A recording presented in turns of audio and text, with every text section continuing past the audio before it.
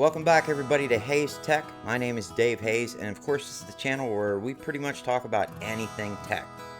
And I do mean anything. Now, for those of you that know me, and for those of you that have followed me over the years, you guys know that I play guitar, or at least I used to play guitar. That was before my second stroke. Now, since my second stroke, obviously my right side is still messed up, and I can't hold a pick right. But I did a video on that where I actually purchased a pick from a manufacturer, and I'll put in a little subheading up here where I did get the pick from, and the pick actually clamps onto my thumb, and now I can use a pick. I am back to playing guitar again. As good or as bad as I was, it doesn't matter.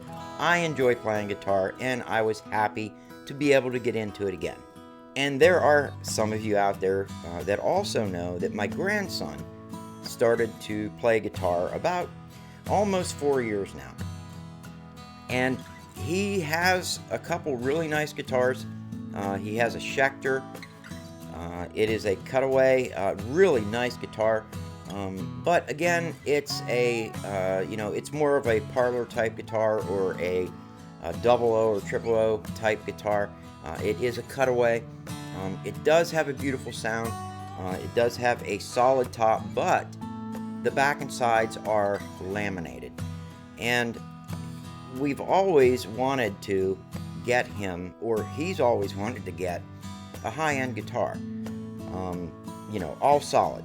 And when we talk about high-end guitars, of course we are talking about Sitka spruce top and a rosewood back and side.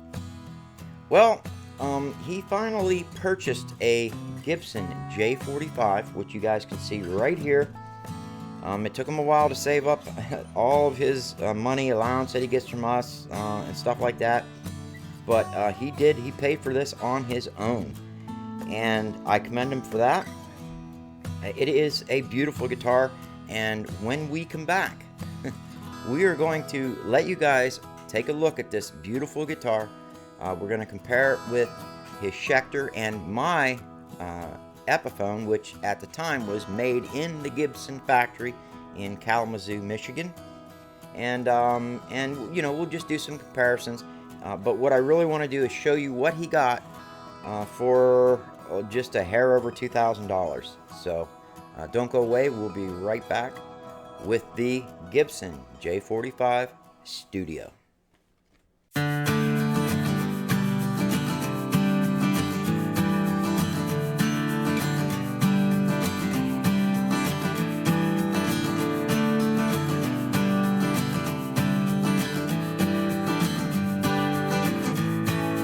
And as always, if you liked my video, don't forget to hit that like button and share my videos. It really helps me out. And if you're new to the channel and you like what you saw, think about subscribing. And if you subscribe, don't forget to hit that notification bell icon. That way you get a notification of my videos as soon as I release them. Okay, so let's go ahead and jump into this. I do have my other camera. I have my M50 on it.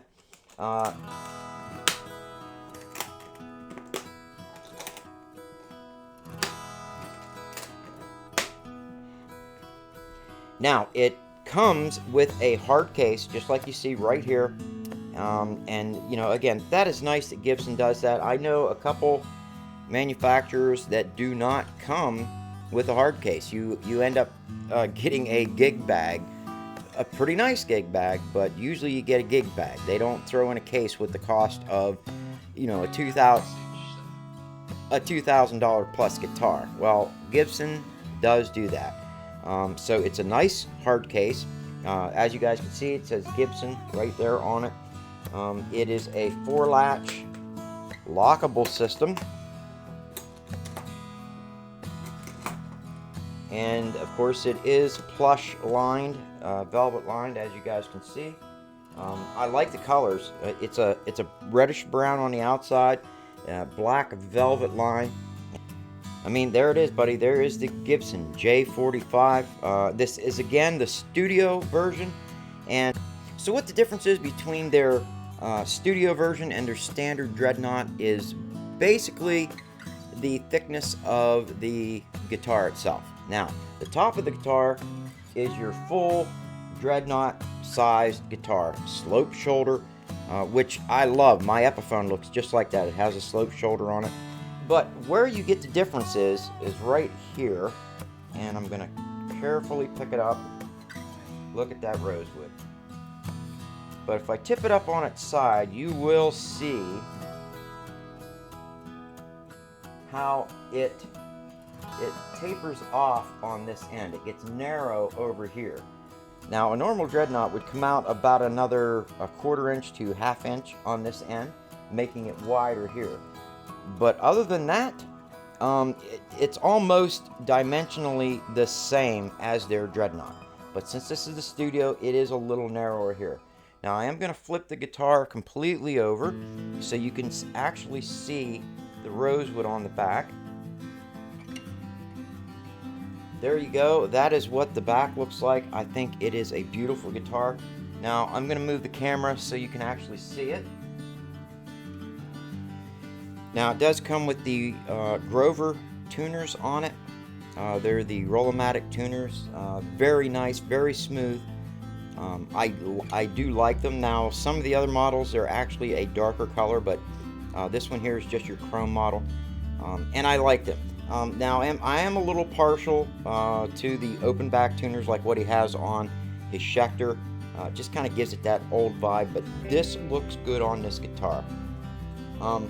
If we go back down to the body of the guitar, or as you guys can see, also the neck of the guitar is mahogany. It is mahogany, and it's done very nicely. They do have a strap button right here, which is on the bottom side of the guitar, which is actually where I would put it. Never put a strap button straight out. You end up, if you bend over with the guitar around your shoulder, you end up losing it. The button comes off. But when the strap is on the bottom side like this, the strap actually curls up around and holds it on very, very nicely. But as you guys can see, it does have the single binding on the back, and it does have the triple binding in the front, which it starts out with black. Actually, it's quadruple. It's a thin black, then a thin white, then a thin black, and then the heavy white plastic binding on it. It does have the mother of pearl dot inlays. It is a rosewood bridge and fretboard. Again, Sitka spruce top. Something else I wanted to mention, the rosewood on this guitar, they just started making this guitar in rosewood. Now, normally you don't get a Gibson or Epiphone guitar in rosewood unless you go to their custom series guitars. Most all their guitars come in mahogany. Now, the mahogany does have several different grades to it. Some of the more expensive brands that come in mahogany have a little bit more figuring in it. But for the most part, mahogany's kind of plain. But Gibson is known for their mahogany and their guitar builds. And in this case, again, a lot of us wanted rosewood, and Gibson decided to go ahead in 2020 and build this guitar with the option of rosewood. So, again, solid rosewood sides and back on this guitar. It does have Gibson's X bracing in it, which is scalloped. It's hand scalloped. You can actually see where they used a chisel on it and then did some final sanding to lighten it up here and there. And again, they do that just to voice the top, to get that top nice and light, and it allows it to vibrate in the areas that it needs to vibrate. Now, the nut and the saddle on it are not true bone. They have a name for it, but it's basically a fancy plastic. Now, that is probably something we are going to change later on. But for now, I'll tell you what. Right now, I don't notice it. I think it sounds freaking awesome, which you guys are going to see in the video. You will definitely hear the sound quality of this guitar. But on here it says Studio on the truss rod cover, and of course it has Gibson inlaid on the top in mother of pearl as well. It does have the ebony. My guess is it's an ebony colored plastic or just black plastic. cover on the top. Same thing that Martin's doing right now. And it does have the white dot inlays on the side, just like my Epiphone has. So, there it is. I'm going to show you. Okay, so I went and put his Schecter up here, and we're going to let you all see what this looks like again, just for comparison. These Schecters are not a toy guitar. Even though it does have a laminate sides and back on it. When we say laminate, what we mean is the wood that they use, or it might even be flame maple. It actually looks like stained flame maple.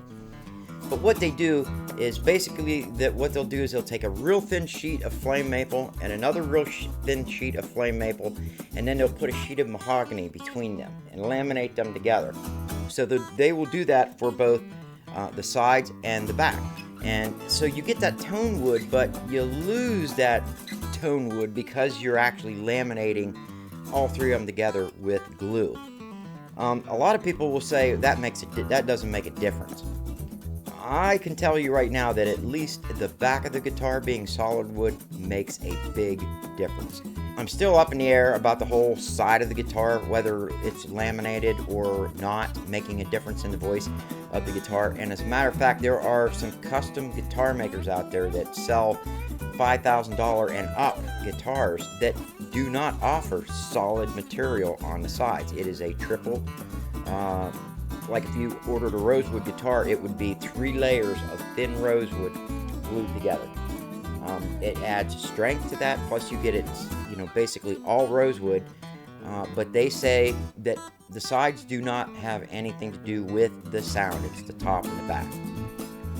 I still think that the sides do aid in it somewhat. Here is Noah's other guitar. This is his Schecter. And Schecter is known for their electric guitars. That's what they've become famous for. And they have some very, very nice electric guitars. And they decided to get into the acoustic market here about 5 years ago or so. And this is one of their models. Now, it does have a flat finish, or I would call it an eggshell finish, as you can see on the other camera over here. It is a Sitka spruce top with very intricate inlays and mother of pearl inlays. It does have the mother of pearl dots. And it looks like it has an ivory inlay up here, but I'm guessing that is more ivoroid. It's not real ivory. But you can pick these guitars up for about $600. Sometimes you can get them on sale for about $550. Bracing has a lot to do with it too. The lighter the bracing is, the better response you get. But you can't go too light, or else your guitar will just collapse under all that string pressure. So the jury's out kind of on whether or not you really have to have solid wood for the outside, but at least you need a solid piece of wood for your front and your back if you want a really, and I hate to say this, but more of a professional sounding guitar. And that, of course, is that Gibson that Noah just got. And that would be the difference between that and this guitar he has right now. Plus, this guitar is very thin. Again, this is more like a double O or a triple O. And as you can see right here, it is a very, very thin profile guitar. But it does have Fishman pickups on it, and they work very good. This guitar, when he first picked it up and tried it, I was like, I was very blown away by how loud this guitar was. I didn't think it was going to be like that. Also, as I'm speaking, I can actually hear my voice resonating out of this guitar. This guitar is vibrating just from me speaking. That is how well this guitar is built. If you're looking for a guitar for somebody in your family, or for even yourself, and you can't afford to go out and buy an all-solid guitar, but you want one that sounds the business, Schecter, I can highly, highly recommend. I know Noah's probably not going to get rid of this very soon. He loves this guitar. So, I got to go get it here. Okay, well, as you guys can see, this is my guitar. This is my Epiphone Texan. And the model number on it is it's an FT79N. Okay, so it's an FT79N Texan. And this here is actually 1965. This is the one that has the long headstock on it, and I'm not sure. I'll try to show it in this one here, this camera here. This actually has the long headstock. The other ones were a little bit shorter, and they had the more elaborate Epiphone logo on it. Again, these guitars are made with solid Sitka spruce top, solid mahogany back and sides. Now, I did see a video that somebody put out about the new ones, because they just came back out with these guitars again, and they're doing a remake of the Texan. And apparently the new ones that they're making now are solid Sitka spruce top, solid mahogany back, but the sides are laminated mahogany. And I do know that back when they made these guitars back in the 60s, and I think they made them right up to almost 1970, but don't quote me on that, that it's solid mahogany back and sides, both of them. There's no laminate in this. This would have been, you know, a fairly nice guitar for somebody to purchase back then.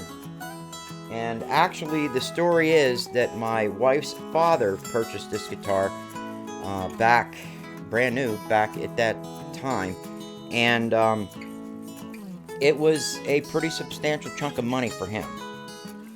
But since I was the only one in the family at the time that could actually play a guitar, her mother decided that she wanted me to have this guitar because she knew I would, you know, take care of it, I would use it, you know, and I would enjoy it, and I do. This will never ever leave my possession. It's got a great sound. This has the longer neck than what Gibson has. The neck is actually 3/4 of an inch longer. Now, you can have arguments over that as to whether or not that's good or bad. And basically what it does is, with a longer neck, you're tightening the strings up even tighter to get to the pitch where you would if you were on Noah's Gibson. And so it has a little kind of like a higher, you know, it's the same tune, but you can hear higher chimes. So it's got more high range. The low range is more chimey, I want to say. And again, this is a full dreadnought body, so it does, the mids are pretty good on it too.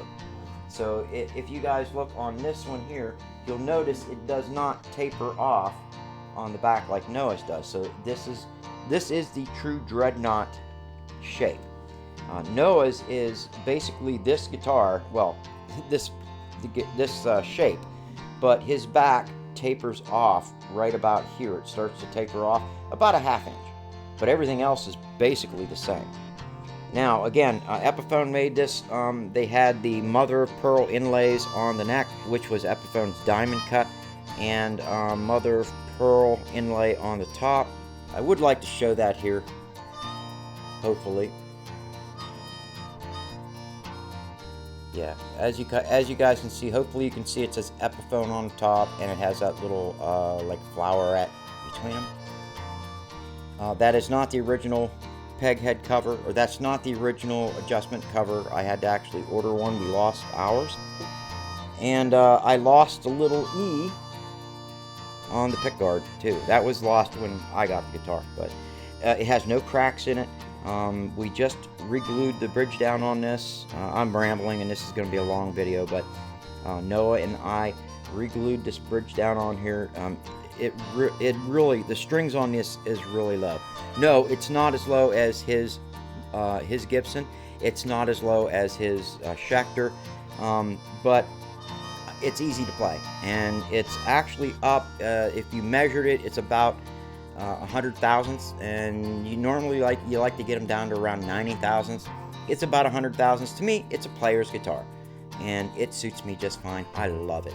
So, all right, let's go ahead and let's let you guys hear what his Gibson sounds like. So we're gonna go ahead and jump to him playing it. A beautiful guitar. Now, new for 2020 is the Rosewood. Now, this normally comes either in mahogany or walnut, and while the walnut is a beautiful wood, it's not rosewood. This is solid rosewood back and solid rosewood sides with, of course, mahogany neck and peg head. And flip it over. It does come with the aged, or what they call antiqued. Go ahead and let's see the front. This is the aged or antiqued Sitka spruce top, which looks beautiful. Rosewood bridge and rosewood saddle. No. Rosewood bridge and rosewood fingerboard or fretboard. Now, of course, this is what they call Gibson's standard length neck. Now, if you have an Epiphone, it's going to be 3/4 of an inch longer, but this is a Gibson, and let me tell you what, I thought there was no difference in the sound between an Epiphone and a Gibson, and man, was I wrong. I don't know if it is the rosewood that makes the difference or the shorter neck. All I can say is this thing sounds awesome. Okay, here we go, guys. I'm going to let you see it, and I'll try to just keep my mouth shut and let the music do the talking.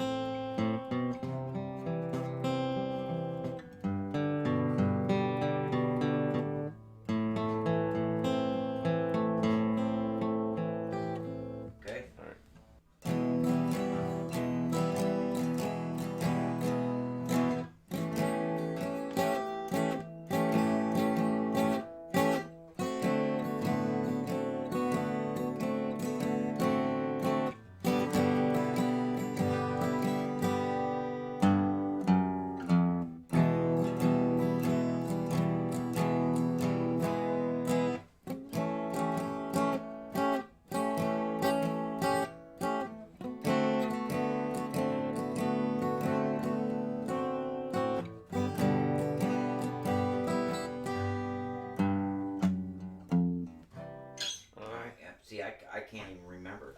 Have fun.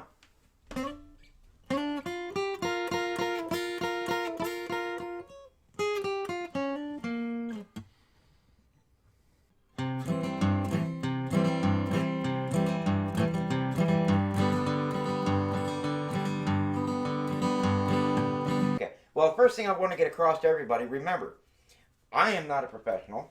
He is not a professional. We do this because we love to play guitar, right? Mm-hmm. And we are making who happy? We, right? Mm-hmm. So, we're just basically showing you the guitar and how this thing sounds, which is phenomenal, right? Now remember the microphone too. So, no, you get comfortable. I'll move the microphone. Okay, start over. Okay, start over. Because it should be there or here? I don't know. This one. Okay, so.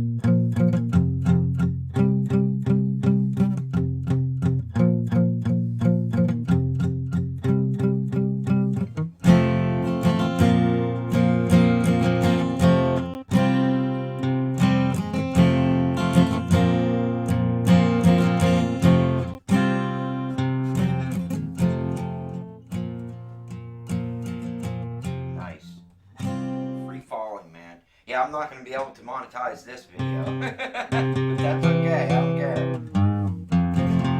Johnny Cash.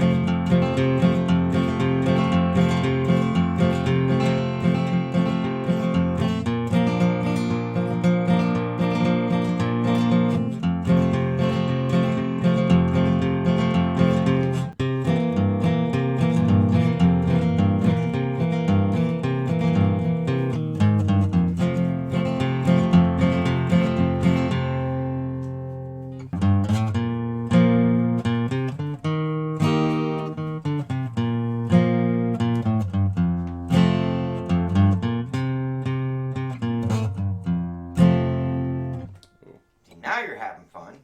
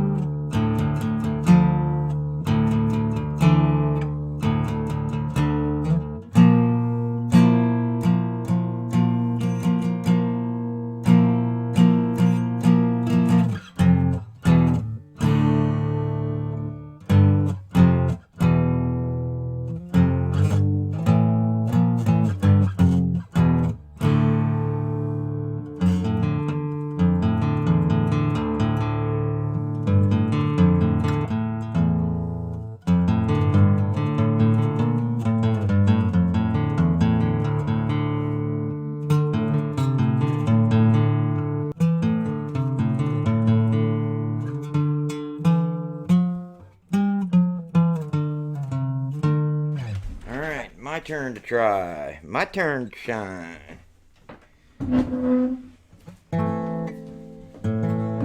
And I am using that pick that wraps around your thumb just so you guys can, this is for handicapped people, so thank you to, and see, my stroke brain, I can't remember the name of the company. I'll annotate it right here.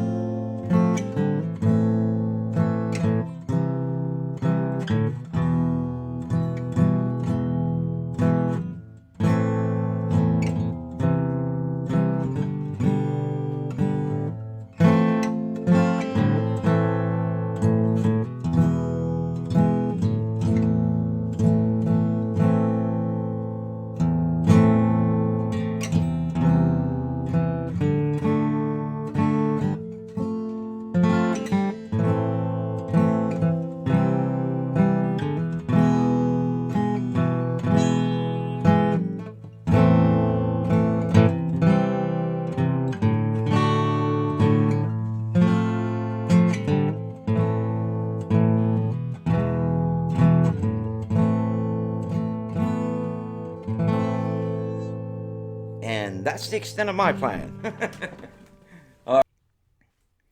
Alright, well, I hope you liked the video. I know it kind of went long. I wasn't planning on it going long.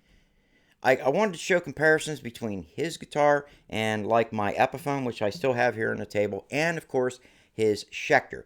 You know, because I know there are some people out there that are going to say, hey, that guitar is not a full dreadnought. Yes, it is. It is a full dreadnought guitar. But what Gibson did was, again, slope that back off a little bit where your arm goes over and, you know, allowed it to be a little more comfortable. And I think made it project even better. You know, just my opinion. Now, I do know that, again, they just now, in 2020, added Rosewood in that lineup.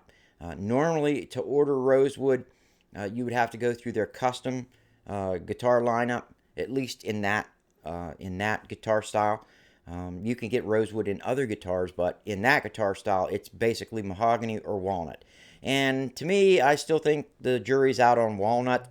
It's not a traditional tone wood.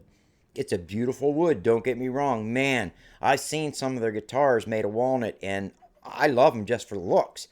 But looks is the most important thing about a guitar is the guitar's sound, not its looks. So, anyways, I hope you guys enjoyed the video. Please don't comment below about, you know, we need to take lessons or, you know, whatever. Hey, yeah, we're not professional guitar players yet. Noah is going, I have a feeling he is going, he'll probably be in a band someday. He loves it. He plays all the time. And again, he's only been playing for a little over 3 years now. Well, it'll be 4 years, I think this month or next month. So again, I don't want to hear in the comments section about, you know, you guys suck, shit like that. This video is not about showing you guys how we play. This video was for me to show you what you can expect out of this Gibson guitar and what it's going to sound like. So, thank you very much. And Reventech, I'm going to be mailing out your quilt sometime today. Also, the winner of the webcam still hasn't gotten a hold of me yet. And if he doesn't get a hold of me where I can get an address to send it to him, I'm going to give it another week. I'm going to draw another name to give out that webcam. So be looking for that. I've rambled on enough. I'm going to let you guys go. Thank you very much for watching. I hope you liked the video. Think about subscribing if you're new and you just stumbled onto this. That's all I have. Thank you all again, and I will see you on the next one.